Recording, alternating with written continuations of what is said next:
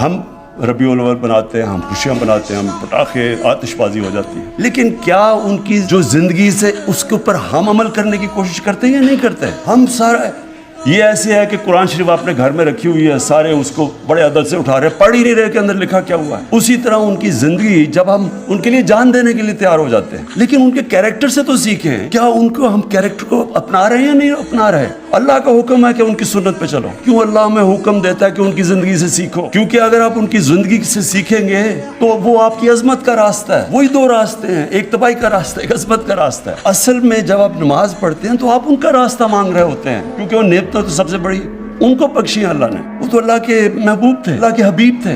اللہ ہمیں حکم کیوں کر رہا ہے کہ ان کے راستے پہ چلو؟ ہماری بہتری کے لیے. اللہ ہمیں اس لیے حکم کر رہا ہے کہ اگر آپ مدینہ کی ریاست کے اصولوں پہ اپنے ملک کو کھڑا کرو گے تو آپ کا ملک اٹھ جائے گا. آپ اگر ان کی کیریکٹر کو اپنانے کی کوشش کرو گے آپ اوپر چلے جائیں گے. تو میں نے جو دیکھا سب سے پہلے کیا چیز, یہ فینومینا کیا تھا. میں کوئی اسکالر نہیں ہوں. سب سے بڑی بات, رحمت العالمین, سب انسانوں کے لیے رحمت لے کے آئے تھے. رحمت المسلمین نہیں تھے وہ. یہ بہت امپورٹنٹ ہے سمجھنے کی آپ کو بات. انہوں نے جو ساری جو ان کی وہ چیزیں کر رہے تھے انسانوں کے لیے کر رہے تھے. یہ مجھے بتائیں کہ آج کسی ماڈرن کوئی بڑے بڑی ڈیموکریسیز ہیں جی, بڑا وہاں رول آف لا ہے, کبھی آپ یہ تصور کر سکتے ہیں کہ خلیفہ وقت حضرت علی ایک یہودی شہری سے کیس ہار جاتے ہیں عدالت میں؟ خلیفہ وقت کیس ہار جاتا ہے. ان کا مقام دیکھیں حضرت علی کا کیا, لیکن جج کہتا کہ نہیں, آپ کی بیٹی کی گواہی میں قبول نہیں کرتا. انسانیت کا نظام تھا, سب انسان برابر تھے.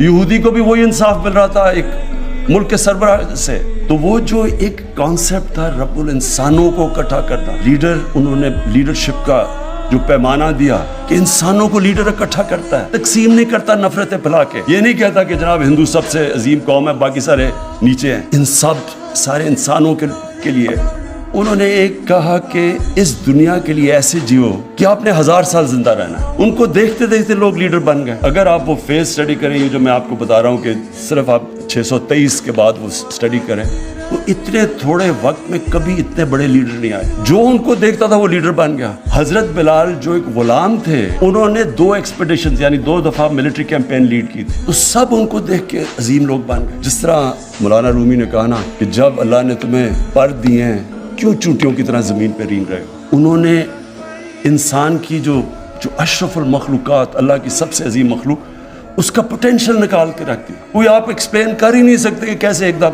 ساری دنیا میں وہ چھا گئے. منگولین نے بھی بڑی تیز 50-60 سال میں آدھی دنیا پہ قبضہ کر لیا تھا, لیکن ان کے پاس ایک ایسی وار مشین تھی. انہوں نے جدید تیر ان کی جو کمان تھی انہوں نے ایک ایسے لے کے, وہ دنیا میں کبھی تھی نہیں. ان کے گھوڑے, ان کی وار ٹیکنیکس تھی. ان کے پاس تو کچھ نہیں تھا, کوئی ایکسپلینیشن ہی نہیں ہے کہ ایک دم ساری دنیا پہ چھا گئے. تو سب سے پہلی وجہ یہ تھی کہ انہوں نے اصل میں دین تھا انسانیت کے لیے. زیادہ تر تو شروع مسلمان تو اقلیت میں تھے. اب تاریخ تو پڑھیں, زیادہ تر تو اور لوگ ان کے ساتھ لڑ رہے تھے جب ان کے مقابلے ہوتے تھے. جب یہ بیزنٹائن کی جو ایمپائر تھا, اس کی انہوں نے جب ادھر پھیلنا شروع کیا تو لوگ مسلمانوں کے پاس جاتے تھے. انصاف ان کا بہتر تھا. یعنی جو 2 چیزیں تھیں, انسانیت کا نظام اور انصاف کا نظام, یہ 2 بنیادیں رکھی انہوں نے مدینہ کی ریاست. کہ انصاف انسان کو آزاد کر دیتا ہے. انصاف چاہیے ہوتا ہے کمزور کو, طاقتور کبھی نہیں چاہتا انصاف, وہ اینا رو چاہتا ہے. کمزور جو ہے اس کو طاقتور سے تحفظ چاہیے, اس کے لیے انصاف چاہیے.